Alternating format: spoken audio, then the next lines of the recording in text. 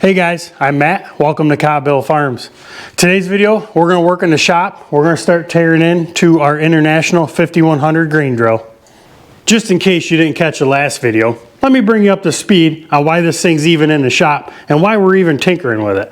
Well, it's pretty simple. Next year, we're going to do a little bit of grain farming.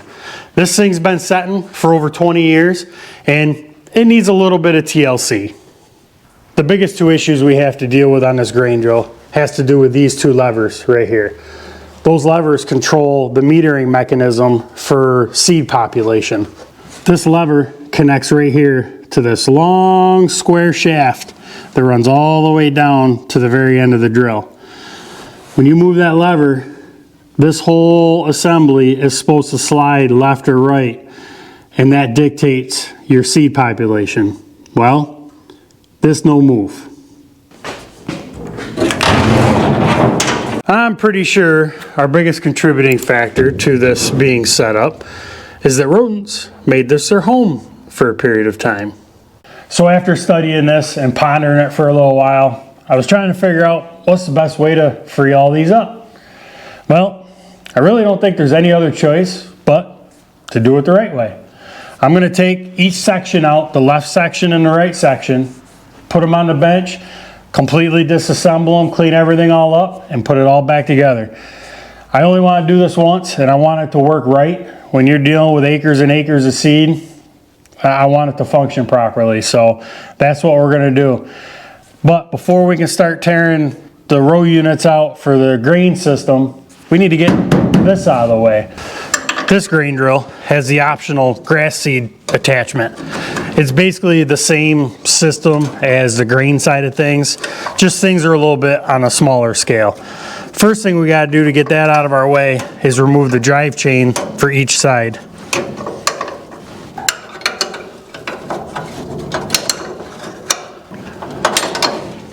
Well, is it going to move? Yes, it does. Perfect. Now, see if we can't get the chain off without having to do too much monkeying around. Alright, there's the chain for this side. We'll just let it hang here for now. It's really not going to be in the way, and quite honestly, I don't really see any good way to get that chain completely off of there without separating it, and there's really no need to do that at this point. And we'll do the same thing over here on this side.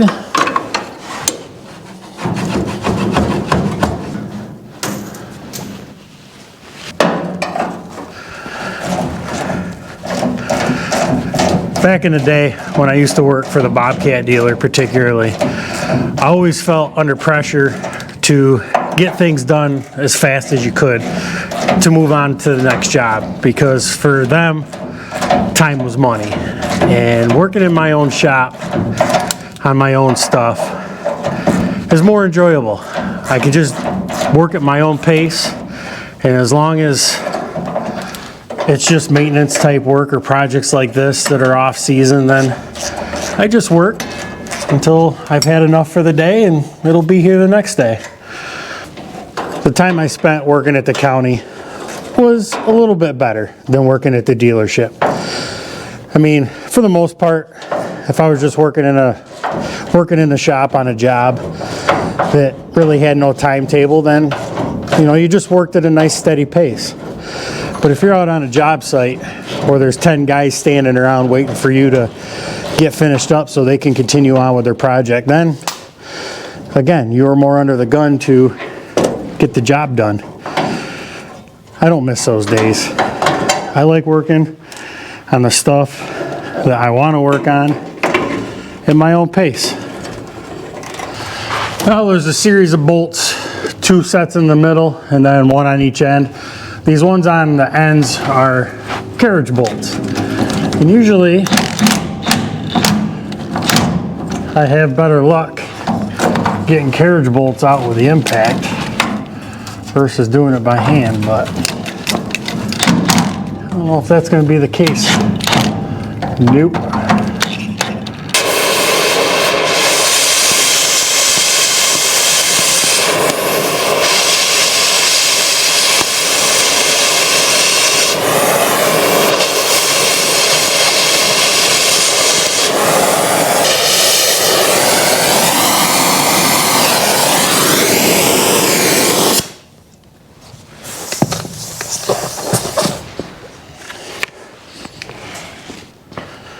All right, is it loose?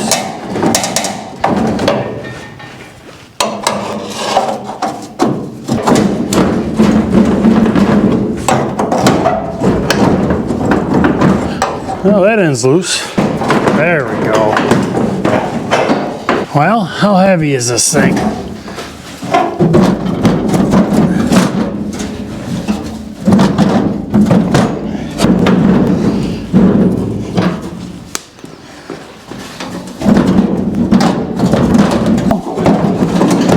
Oh yeah.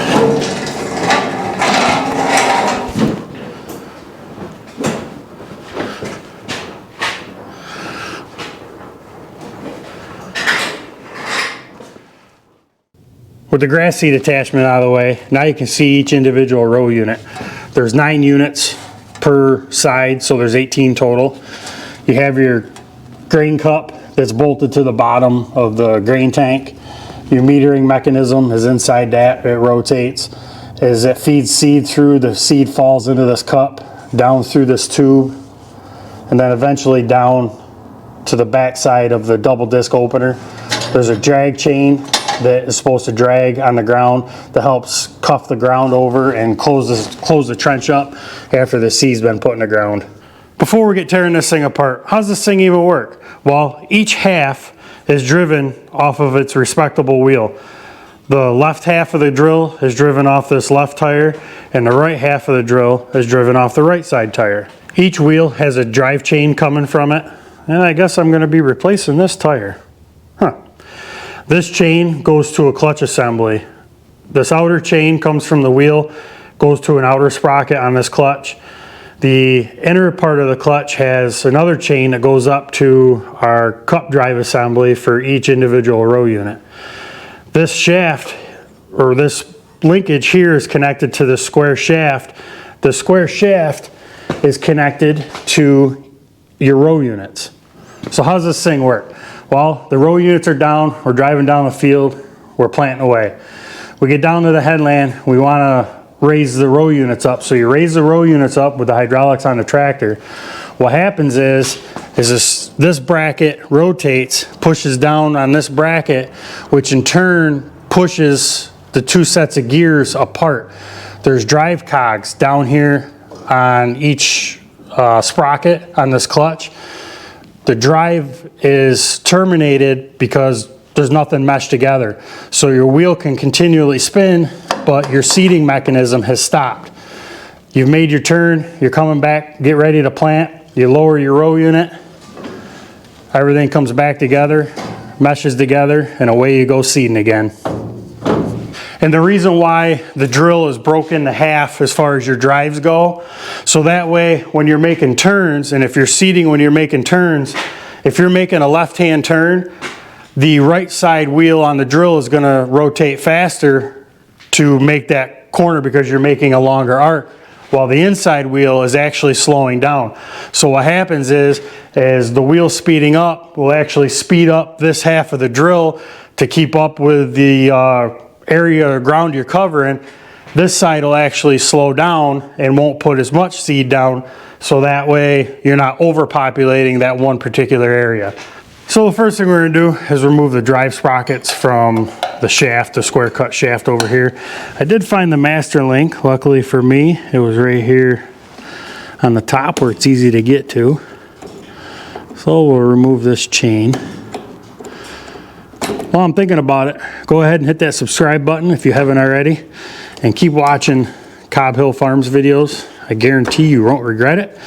And if you subscribe and watch, it helps us out. Maybe someday I'll be able to afford to insulate the shop and be able to work in a nice, warm, cozy environment to make these videos for y'all.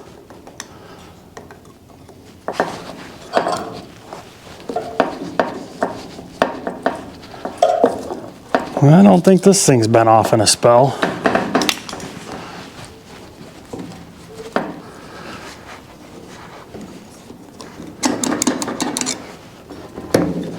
There we go.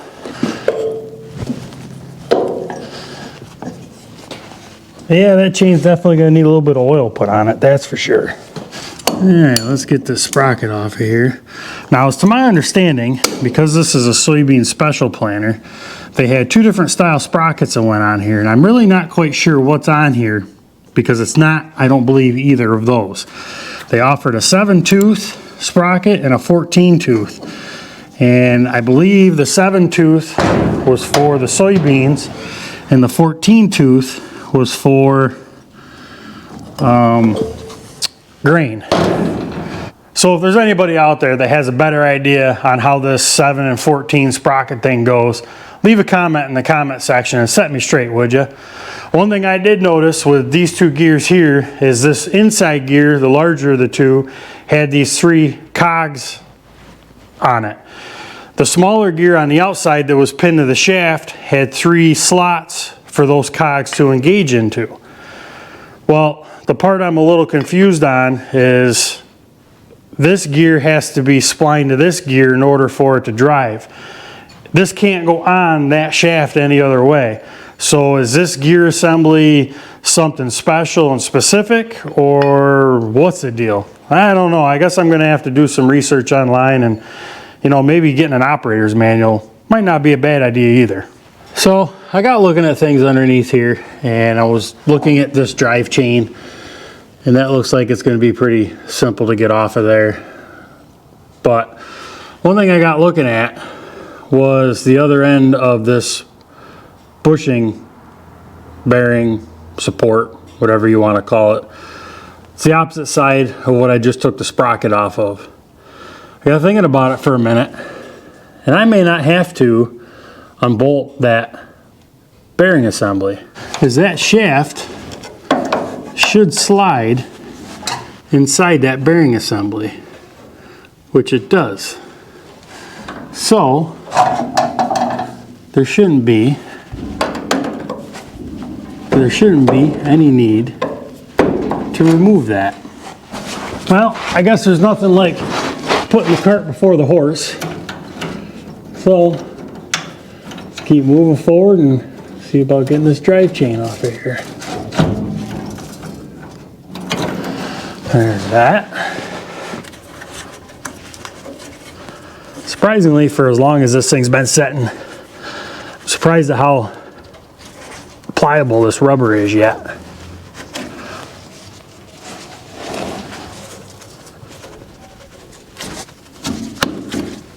Oh, come on. Whew. That one had something hanging out of it. Just debris. Other than the seed cups, I think the only thing we have left that needs to be unbolted is this linkage for the rate adjustment here. And that has, I believe it looks like a 3/8 bolt. Even though this one will move, it moves very hard. So we're going to take it apart. This one over here, on the other hand, that one's set up tighter than Clancy's you know what.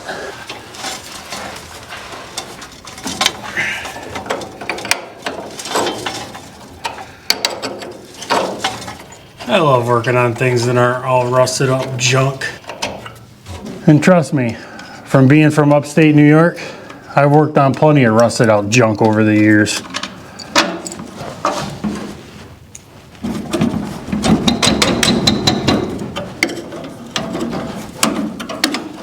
There, it's loose.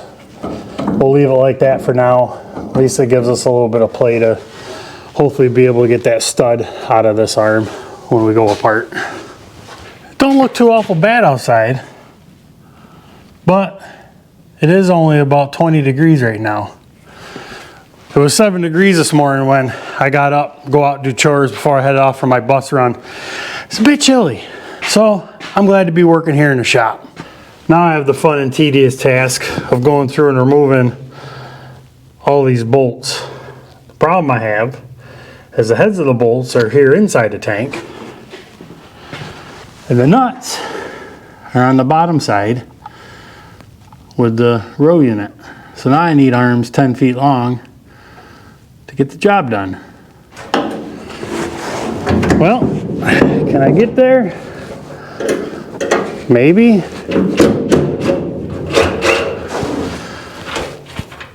Yep, looks like I can.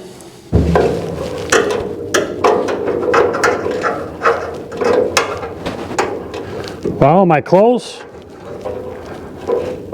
little help would be nice.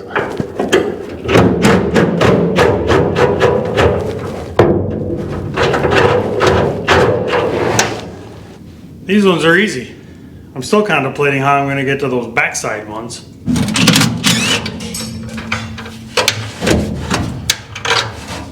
Okay, I got the backside row all the way out, back over into there. Now for the far row. Let me see about clamping a pair of vice grips to the head of the bolt.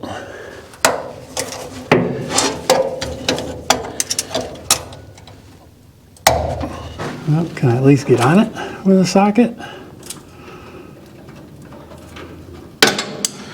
There goes my socket again.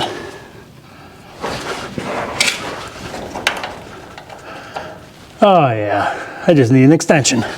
Well, I'm gonna work.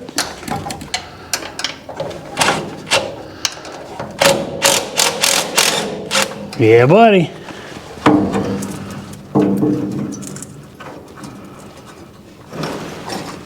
Survey says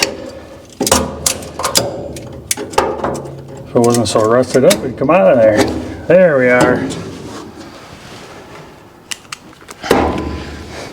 Now for the last one. The vice grip methods work pretty well so far.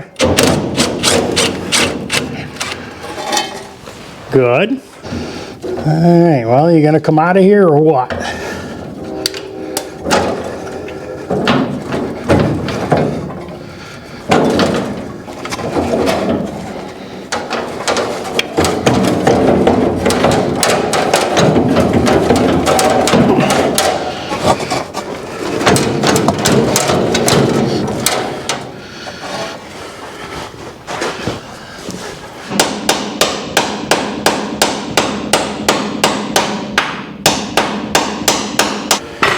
Well, the square shaft doesn't want to come out of the bearing block on this end.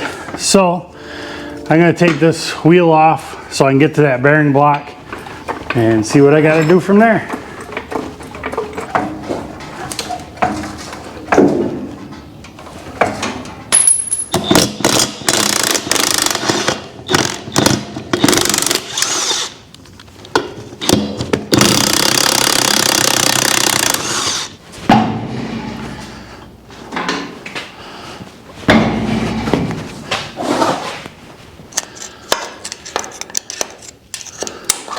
Well, I see a square shaft down in there. I wonder what happens if I tonk on that with a punch and a hammer.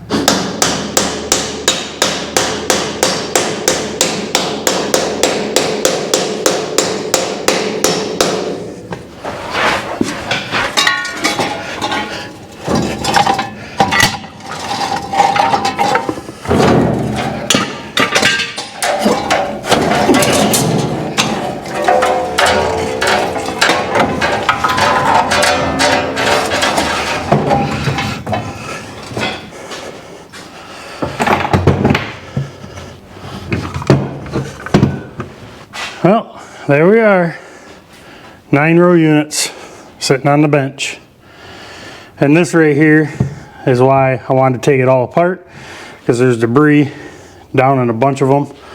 So I just want to clean everything up and free everything up and make sure that it's all good to go.